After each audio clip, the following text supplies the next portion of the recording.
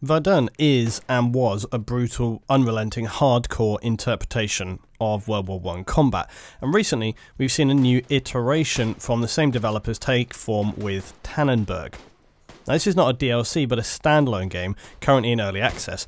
It takes everything from Verdun and builds on it with a new game mode called Maneuver. This is 64 players and a lot more weapons. It's also essentially your standard sector control mode.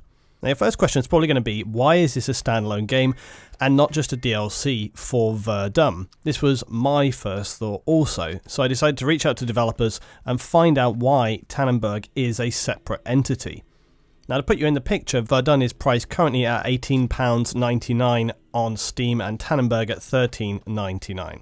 It's also worth just to note that this is still in development, so bugs are present, but I didn't find them to be overly debilitating or hacky in the games that I have played. Now, apparently the rationale as to why this is a separate entity to Verdun is that, for one thing, it now has 64 players to enable and suit the large open maps of Tannenberg, as opposed to the smaller frontline push and pull mechanics of Verdun. But still, you might think, well, other games have different modes in them with different player caps, so yeah, I'm not really sure on that rationalization myself. The slightly better explanation was the devs' second reasoning, that they want people to be able to choose to play either Verdun or Tannenberg, or both, as they offer different experiences, very different experiences, both in environment, playstyle, and also just the mechanics. So the devs want people to be able to play Tannenberg without having to purchase Verdun.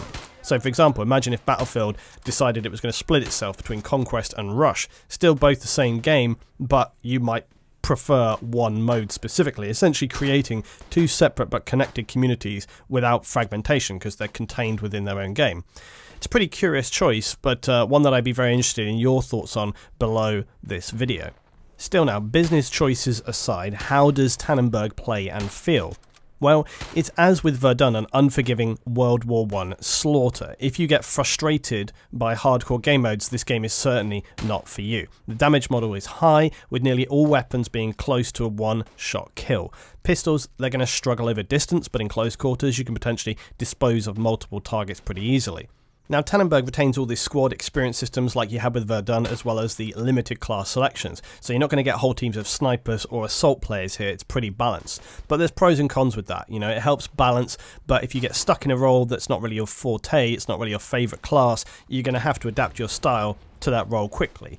For me personally, that's not really a big issue. I'm never one who's cared especially for any individual role. I like to just get on whatever is needed, but I know for some people they don't like being restricted in that way, so that is like a con there for you. Now, with Verdun and Tannenberg, at first as games they can seem quite simply just frustrating. Okay, you step out, you're dead. You step out, you're dead. You step out, you're dead. You move forward, you're dead. You respawn, you're dead. It can be very unforgiving, but if you throw in the towel too soon, you're missing out. Because today, in my first games, I haven't played this for a little while, I was getting ruined, okay? I was very, very quickly going like 1 and 10 on a KD. But then, as I slowed down, started to understand the game more, in my later games, I was pulling that back to more like a 3-1, even a 5-1, with getting, KDs like 64 to 4 or 5 or whatever, I was doing very, very well in the later games. And the reason was, like I say, you have to understand the flow of the game. That's really, really pretty critical in this game, in Verdun and Tannenberg.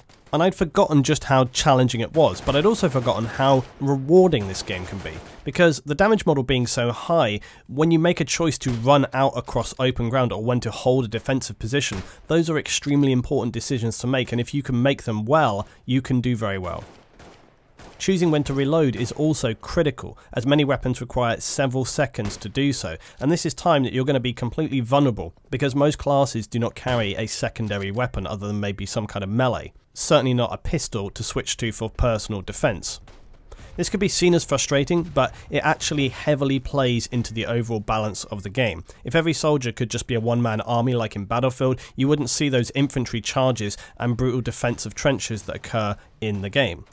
Vision and accuracy are also really critical in this game. You might say, well, that's true of all FPS, but ever more so in this game. Most rifles don't have scopes, and they don't really give you any magnification when you ADS either, so just being able to use your own eyes to see targets up to 300 or 500 meters away is really important, along with the fact that you have no kill cam ready to speak of. So again, having self-awareness and understanding where your shots have come from, where your enemies may be, that's really critical, because again, if you're trying to move across an area, you want to get to somewhere and you keep getting taken out by the same guy, you have to be able to orientate yourself. You have to be able to calculate and understand like where that shot maybe came from, look around the area with caution, and maybe you're going to see like a muzzle flash and you can get onto that guy.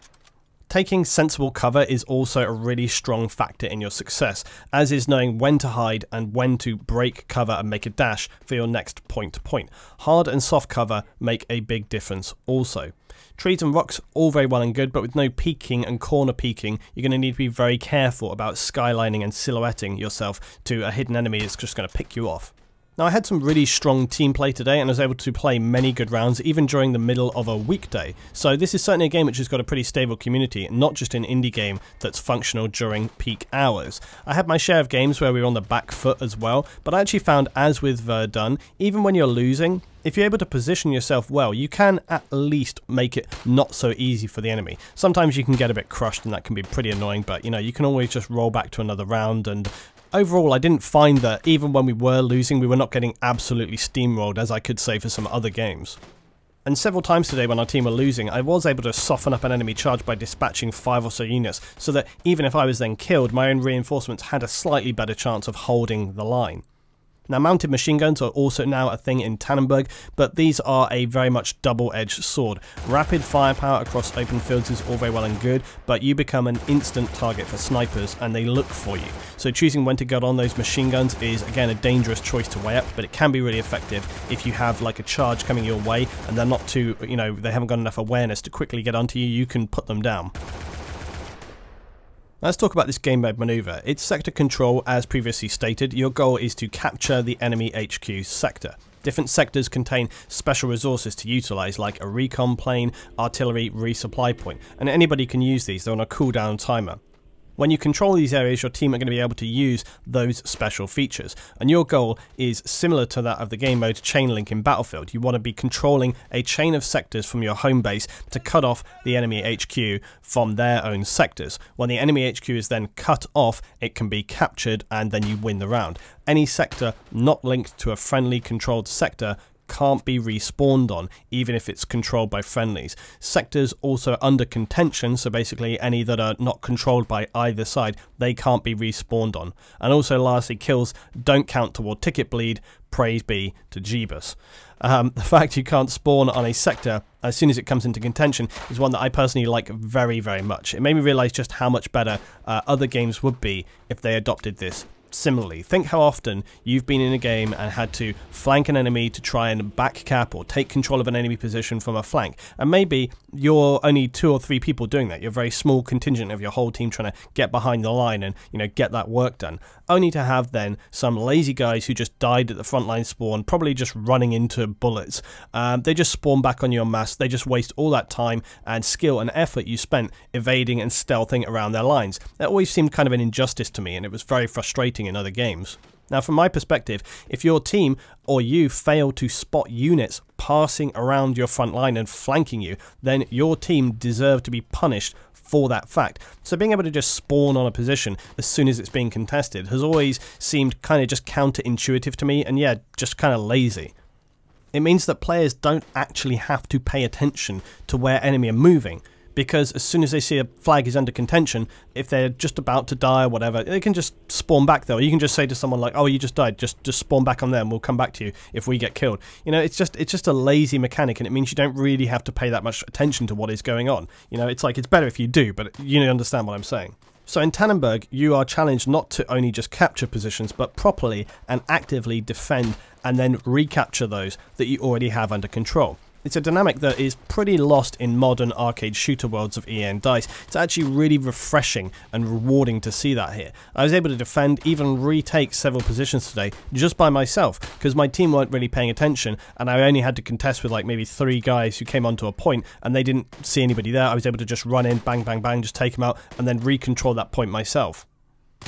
So it really allows an aware individual player to keep things a little under control, at least maybe until your team realise that something is happening, if you type something into the chat or whatever. And bear in mind, I was playing solo, right? So if I had 3 guys with me in my little squad here, I think it could have been even more powerful when you actually have some people to communicate with and work. You could have some real impact as a 4-man team, just as you did with Verdun.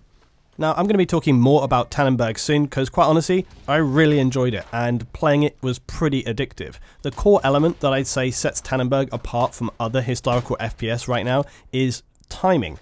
Now, timing is the most critical thing to be aware of in this game in multiple ways, but for sure, in all games, knowing when it's right to make a push or do some kind of action, whether that's Overwatch or Battlefield or whatever, timing is always going to be important, right?